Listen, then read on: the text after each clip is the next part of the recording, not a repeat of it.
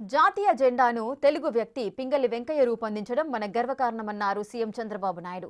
తుమ్మలపల్లిలో నిర్వహించిన హర్ ఘర్ తిరంగా కార్యక్రమంలో పాల్గొన్నారాయన. జెండా అంటే ఒక చిహ్నమో వస్త్రమో కాదని, దేశ గౌరవం, ఐక్యత, స్వాతంత్ర సమరయోధుల త్యాగానికి ప్రతీక అని అన్నారాయన. బ్రిటిష్ దుర్మార్గ పరిపాలనపై తెలుగు నేల తిరుగుబాటు చేసిందని గుర్తు చేశారు.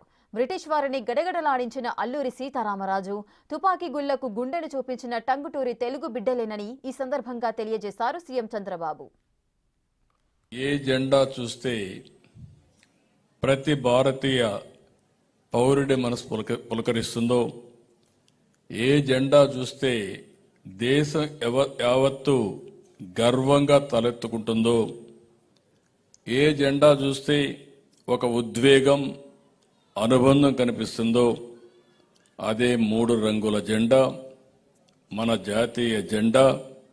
ప్రపంచంలోనే అతి శక్తివంతమైన జెండా, మన తెలుగువాడు రూపొందించిన జెండా మనందరికీ గర్వకారణం అని చెప్పి భావిస్తున్నాం.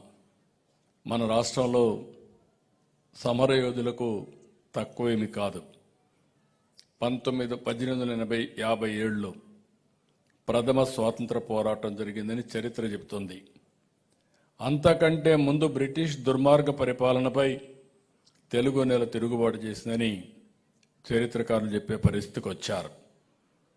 స్వాతంత్ర ఉద్యమంలో బ్రిటిష్ వారిని గజగజలాడించిన అల్లూరి సీతారామరాజు తెలుగు బిడ్డ. తుపాకీ గుళ్ళకి గుండెను చూపించినటువంటి మన టంగుటూరి వంటి సమరయోధుల గడ్డ ఈ ఆంధ్రప్రదేశ్ రాష్ట్రం.